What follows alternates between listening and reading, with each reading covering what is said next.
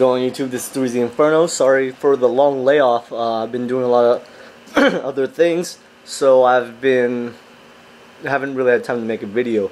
But since tomorrow is YCS Rhode Island, I didn't go because it got real expensive.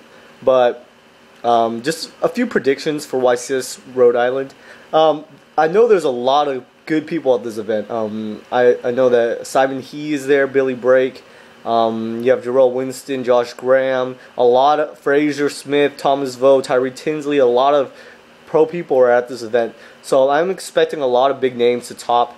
So I'd say about at least 5 or 6 big names are going to top this event, at least. That's my first prediction. My second prediction: windups will not win. The reason being is because windups is the best deck right now, hands down. I will not disagree with that if anyone said that to me.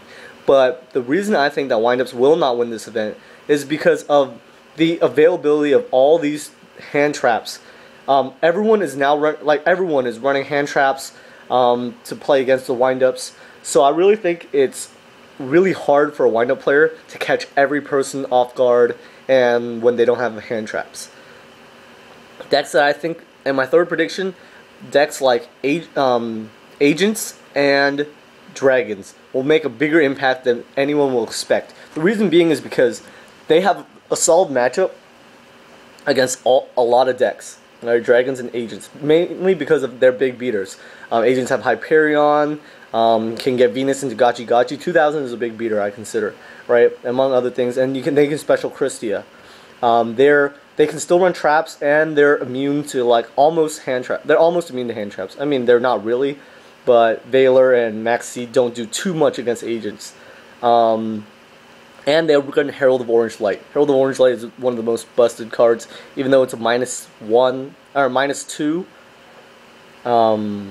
Well, technically a -1 because you destroy whatever they're doing, but it's a minus. It's a minus, but it's still one of the best cards in the game right now because it can negate any effect anywhere.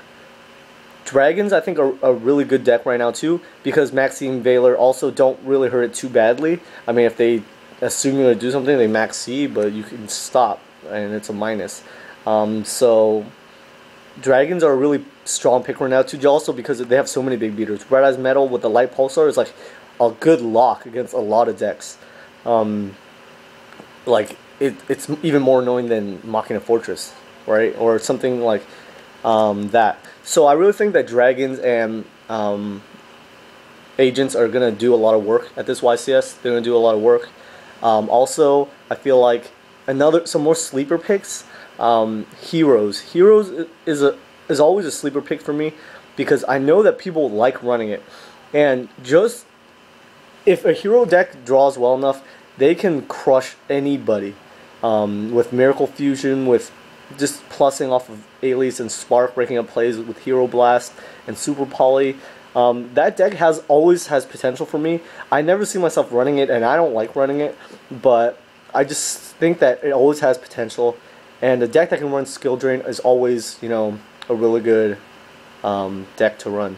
So windups are the dominant deck right now of the format, I would say, but because of the not yet, because Maxi isn't out reprinted in the tins yet, but just because everyone is expecting windups, I think that they will not win. And someone asked me before what I think about Insectors. Insectors is a really difficult matchup right now for a lot of decks because more people are main decking Deep Prisons and Mirror Forces, and they're not maxing out on Bottomless and other things. So I really feel like Insector decks are an interesting pick too. I played against one today with Dragons. It's not that easy a matchup still. Granted, they only have one Dragonfly left, but it's not an easy matchup nonetheless. So you always have to watch out.